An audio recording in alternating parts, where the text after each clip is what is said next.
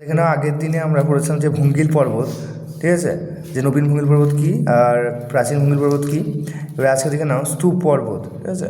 স্তূপ পর্বত কী হয় যে এটা হচ্ছে এক ধরনের পর্বত, ভূ আলোড়নের ফলে ভূপৃষ্ঠে অনেক সময় কি ফাটল ধরে যায়, ঠিক আছে, ফাটল দেখা যায় এবং ফাটলের দুধার নিচে বসে গিয়ে উপরের অংশটা উঠে যায়, নিচে পর্বতের সৃষ্টি হয়, সেটাকে বলা হচ্ছে স্তূপ পর্বত।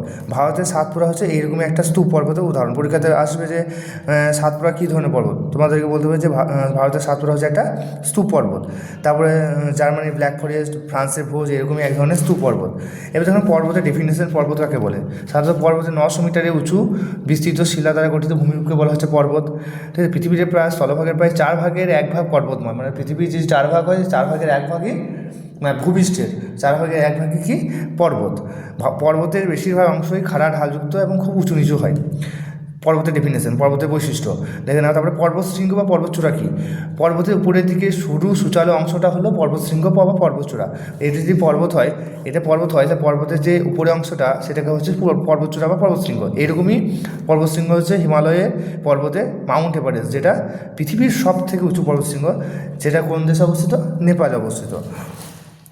দুটো পর্বতচূড়ার মাঝখানে নিচু খাতের মতো অংশটা হলো পর্বত উপত্যকা। দুটি পর্বত, ঠিক আছে, তার নিচু যে অংশটা সেটাকে বলা হচ্ছে পর্বত উপত্যকা, ঠিক আছে। এরকম অনেকগুলো পর্বতশৃঙ্গ আর উপত্যকা বিরাট অঞ্চল জুড়ে অবস্থান করলে পর্বতশ্রেণী তৈরি হয়। এরকমই পর্বত উপত্যকা, মানে এই একটা উপত্যকা, এর মাঝে আবার পর্বত হচ্ছে, এর মাঝে উপত্যকা, এরকম যদি অনেকগুলো পর্বত একসাথে অবস্থান করে তখন সেই বিস্তৃত এলাকাটাকে বলা হচ্ছে পর্বত শ্রেণী। এবং এই পর্বত শ্রেণীগুলি কোথা থেকে সৃষ্টি হয়? পর্বত গ্রন্থি থেকে সৃষ্টি হয়। এটা ক্লাস 6-এ ছিল, তোমরা পড়েছো যেহেতু। তারপর হচ্ছে অগ্নি উৎপাতের ফলে আগ্নেয় পর্বতের ডেফিনিশন। পর্বত আবার 3 প্রকারের, পর্বত আবার বিভিন্ন প্রকারের হতে পারে, যেমন আগ্নেয় পর্বত, স্তূপ পর্বত, ভঙ্গির পর্বত, ঠিক আছে, সেরকম। এবারে দেখো আগ্নেয় পর্বত কাকে বলে। অগ্নুৎপাতের সময় প্রচুর লাভা, ছাই, ছোটো ছোটো পাথর বেরিয়ে এসে জমা হয়ে শঙ্কুর মতো এরকম পর্বত সৃষ্টি হয়, তাকে বলে যে আগ্নেয় পর্বত। যেমন ইতালি ভিসুভিয়াস, অ্যাটনা, আফ্রিকার কিলিমাঞ্জারো, জাপানের ফুজিয়ামা, ইন্দোনেশিয়ার ক্রাকাতোয়া এরকম হয়েছে আগ্নেয় পর্বতের উদাহরণ। তারপরে দিন দেখো না, তারপরে এইটা ম্যাচিং করবে, ঠিক আছে। এবার দেখে নাও যে আমাদের যে বীরভূম জেলার শান্তিনিকেতন, তার মাটি কেমন? লাল কাকর বেছানোর মতো মাটি। পশ্চিমের জেলাগুলো বাঁকুড়া, বীরভূম, পুরুলিয়া, পশ্চিম মেদিনীপুরের কিছু অংশ, পশ্চিম মেদিনীপুরের কিছু অংশ হচ্ছে মালভূমি অঞ্চলের মধ্যে পড়ছে। মালভূমি মানে কি?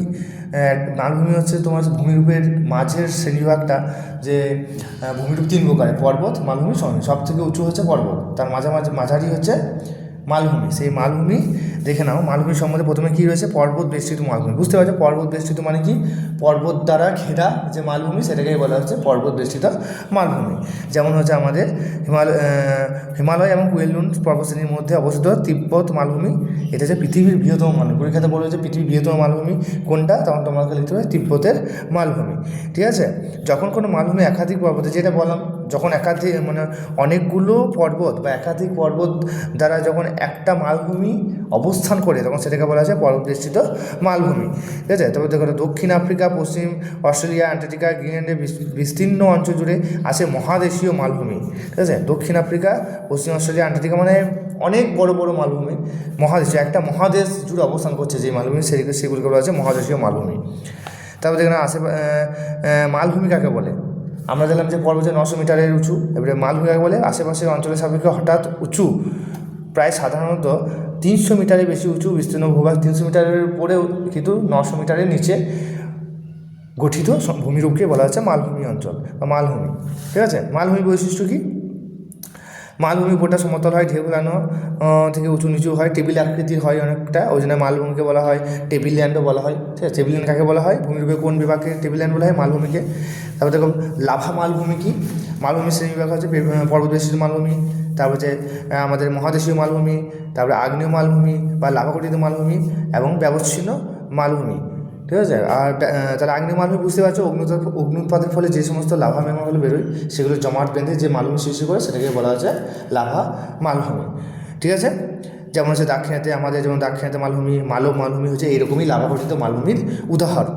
তারপর দেখো ব্যবচ্ছিন্ন মালভূমি, যে নদী উপত্যকা দ্বারা বিচ্ছিন্ন মালভূমি। যখন একটা মালভূমি নদী উপত্যকা দ্বারা বিচ্ছিন্ন হয়ে যায় তখন সেটাকে বলা হচ্ছে ব্যবচ্ছিন্ন মালভূমি। যেমন ছোটনাগপুর মালভূমি এই ধরনের একটা মালভূমির উদাহরণ। ছোটনাগপুর মালভূমিকে বলা হয় আমাদের ভারতের খনিজ ভাণ্ডার, প্রচুর পরিমাণে খনিজ পদার্থ পাওয়া যায় বলে। পরীক্ষাতে বলবে কাকে বলা হয় আমাদের ভারতের খনিজ ভাণ্ডার, তারপর তখন বলতে হবে যে ছোটনাগপুর মালভূমিকে বা ছোটনাগপুর অঞ্চলকে।